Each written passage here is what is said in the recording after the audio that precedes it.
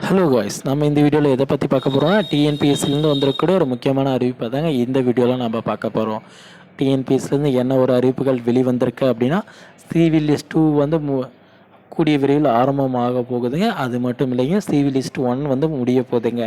இதை பற்றி தாங்க இந்த வீடியோவில் நம்ம முழுமையாக பார்க்க போகிறோம். நீங்கள் நம்ம சேனலுக்கு புதியவர் அப்படின்னா நம்ம சேனலை சப்ஸ்கிரைப் பண்ணி வச்சுக்கோங்க. பக்கத்துலேயே ஆல்னு ஒரு பட்டன் இருக்கும், அதையும் கிளிக் பண்ணி வச்சுக்கோங்க. அப்போ தான் நான் போடக்கூடிய ஒவ்வொரு வீடியோவும் உங்கள் மொபைலுக்கு நோட்டிஃபிகேஷனாக வரும். வாங்க வீடியோக்குள்ளே போகலாம். சிவில் லிஸ்ட் 1 வந்து பார்த்திங்கன்னா நடந்துட்டு இருக்குங்க. நிறைய நபர்கள் வந்து என்னோடய நேம் ஒன்றும் வரல, நான் எனக்கு சிவிக்கு அழைக்கலை அப்படின்ற மாதிரி குற்றச்சாட்டுகள்லாம் சொல்லிட்டு இருக்காங்க. கண்டிப்பாக நீங்கள் வந்து பார்த்திங்கன்னா பாஸ் பண்ணியிருந்தீங்க அப்படின்னா உடனடியாக வந்து பார்த்திங்கன்னா இ-சேவை மையத்தை அணுகி உங்களோட நேம் கண்டிப்பாக இருக்குங்க. அணுகி உடனடியாக அதற்கான தீர்வுகளை எடுத்துக்கோங்க. ஏன்னா இன்னும் கொஞ்ச நாட்கள் தாங்க இருக்குது. கூடிய விரைவில் வந்து பார்த்திங்கன்னா முடிவடைய போகுதுங்க. இந்த சிவில் லிஸ்ட்டுக்கான ப்ரோக்ராம் வந்து முடிய போதுங்க. இந்த டைமில் வந்து பார்த்தா நீங்கள் விட்டுட்டீங்க அப்படின்னா நீங்கள் வந்து வெளியே போகிறதுக்கான வாய்ப்புகள் இருக்குங்க. சிவில் லிஸ்ட் 2 நடக்குமா நடக்காதான்னு 100% யாராலையும் சொல்ல முடியாதுங்க. நடக்கும் அப்படின்னு சொல்லியிருக்காங்க. பட் இருந்தாலும் சிவில் லிஸ்ட் 1ல் உங்களோட நேம் இருக்குது அப்படின்னா நீங்கள் உடனடியாக வந்து பார்த்தீங்கன்னா நீங்கள் உங்களோட டாக்குமெண்ட்ஸ் எல்லாமே சர்டிஃபிகேட் எல்லாமே அப்லோட் பண்ணிவிடுங்க. அது மட்டும் இல்லைங்க, ஏதோ மிஸ்டேக்காக அப்லோட் பண்ணியிருந்தீங்க அப்படின்னாலுமே உடனடியாக வந்து பார்த்திங்கன்னா நீங்கள் இ-சேவை மையத்தை அணுகி அதற்கான தீர்வுகளை பெற்றுக்கோங்க.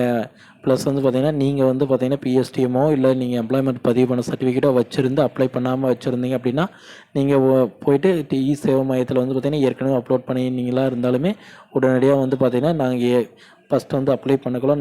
இந்த மாதிரி பிஎஸ்டிஎம்மோ எம்ப்ளாய்மெண்ட் பதிவு பண்ணதெல்லாம் வச்சுருந்தேன் சார், என்னால் அப்ளை பண்ண முடியல, அதற்கான வாய்ப்புகள் இருக்குது அப்படின்னு சொல்லியிருக்காங்க. இருக்குங்களா அப்படின்னு கேட்டு நீங்கள் இ-சேவை மையத்தில் போய் அப்லோட் பண்ணி டன் வாங்கிக்கோங்க.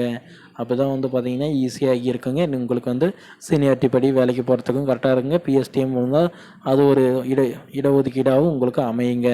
உங்கள்கிட்ட இருந்தும் வேண்டாம் அப்படின்னு இருந்தீங்க அப்படின்னா பிஎஸ்டிஎம் வச்சுருந்தவங்களாக இருந்தாலும் தமிழ் வழி கல்வியை படிச்சிருந்தாங்கன்னா உங்களுக்கு உங்களுடைய மதிப்பெண்களை எடுத்திருந்தால் அவங்க முன்னாடி போகிறதுக்கான வாய்ப்புகள் இருக்குங்க. அதே டைம் வந்து பார்த்திங்கன்னா எம்ப்ளாய்மெண்ட் பதிவு பண்ணி வச்சுருந்தவங்களா இருந்தால் நீங்கள் பதிவு பண்ணி வச்சுருந்தோம் அப்ளை பண்ணலாம் அப்படின்னா உங்களுடைய மதிப்பெண்கள் அவர்கள் எடுத்திருந்தால் அவர்கள் வந்து பார்த்திங்கன்னா சீனியாரிட்டி படி முன்னாடி போகிறதுக்கு 100% வாய்ப்புகள் இருக்குங்க. இதனால் வந்து பார்த்திங்கன்னா நீங்கள் காலதாமதங்கள் படுத்தாதீர்கள். உடனடியாக வந்து பார்த்திங்கன்னா உங்களோட சிவி வெரிஃபிகேஷனை முடிச்சுக்கோங்க.